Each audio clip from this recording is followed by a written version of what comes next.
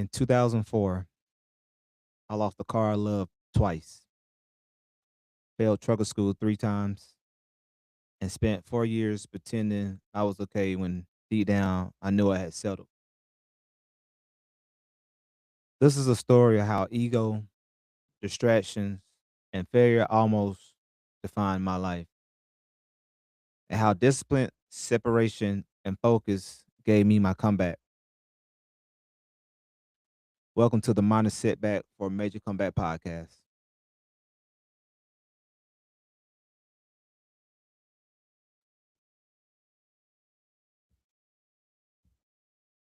All right. So back in 2004, I had just graduated high school. I didn't have plans for college. I had plans to go to trucking school and get my CDL, but before that, I had something else going on. I had just got a '79 box Chevy Impala that I was working on to get right for the summer. That's it was important to us back then, and that's what I'm about. I'm a car guy, so my focus on get my wheels straight, get my car right. So I went and had it two tone painted, had white on the bottom, red at the top, had red interior. Um, had a nice little head unit system. I put a lot of money in that car. So the car just wasn't a vehicle, it was more like my identity. When I pulled up somewhere, I felt like I was somebody. The attention, the confidence, the ego. Man, I thought I was the man, to be honest with you. I thought I was it. I thought I was him, like they would say nowadays. For real.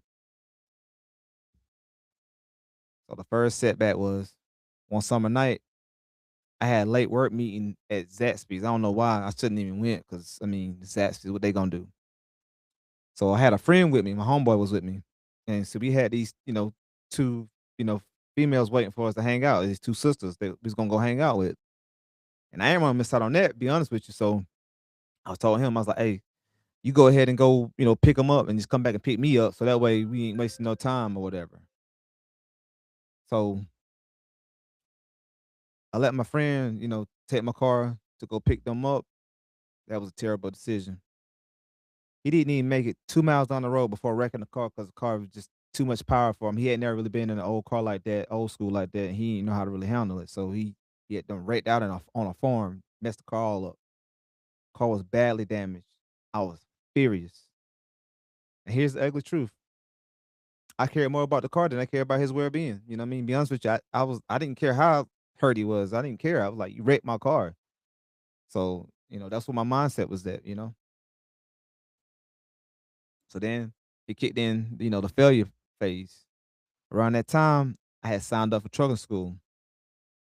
This was supposed to be my path, but I wasn't really focused. I passed the written test, I passed parts of the skills test, but when it came down to the actual CDL exam, I failed 3 times. Three. I felt like a failure. And instead of leaning and, fixing what was wrong, I quit. I went back to work at Zaxby's, spent 4 years there. And then I got a carrier job driving for DHL for a while, and I told myself, "Yeah, this is good enough. It's a driving job. It's not big trucks, but it's a driving job." So I felt good at the time until I would see a big truck or see somebody I knew that was driving trucks, and man, felt really like a loser. So then eventually the recession came through, recession hit, so everybody was getting laid off everywhere, including us at DHL. So we got laid off at DHL. Now I really had nothing really going on. But at this time, it just wasn't a car. It was my direction. I had lost my direction on what I really wanted to do. So I had like a year of unemployment, and I was receiving unemployment checks, taking advantage of the government and all that good stuff. But I had a year to figure out, who I was, going to become. So I thought about joining the Air Force because I thought, well, should I get Air Force? I can probably get a job, and they say the Air Force is pretty sweet and easy. But then I was like, I also may be able to get my CDL in the Air Force possibly. I don't know. But, CDL thing kept coming back around to me. So it's one Sunday I go to church with a friend and there's a pastor up there and he talking and he like, saying, I felt like he was, directing what he was saying to me. He was saying, some of you started something, but you never finished it. And you need to go back and finish. that hit me hard because I knew exactly what I hadn't finished. But this time, I knew it had to be different. I couldn't just try again. I had to change. So I made my decision. I distanced myself from certain friends, not because they were bad people, but because I just needed to focus. I started, studying trucking seriously.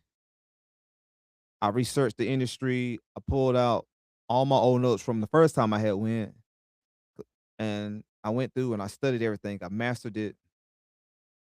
I went and got my CDL permit before the class even started. That put me 2 weeks ahead of everyone else.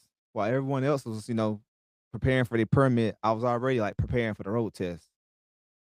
And this time, I gave it everything. No distractions, no egos, no shortcuts.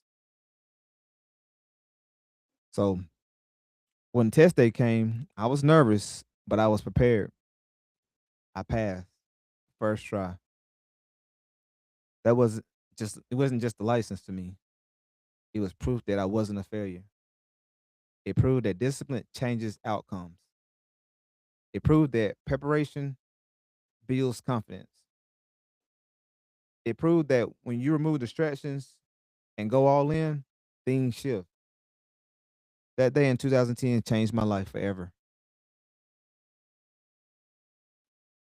If you're listening to this and you're in a setback right now, here's what I've learned.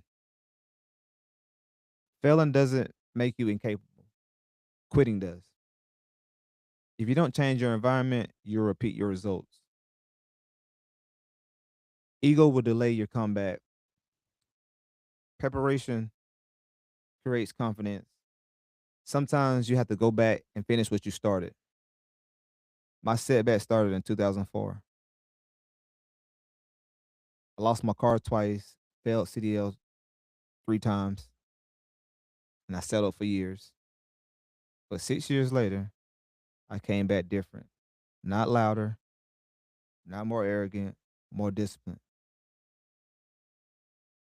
If you started something and didn't finish it, maybe this is your sign. Maybe your setback isn't your ending. Maybe it's your preparation season. This is the Minor Setback for Major Comeback podcast because every major comeback starts with a minor setback. I'll see you on the next episode.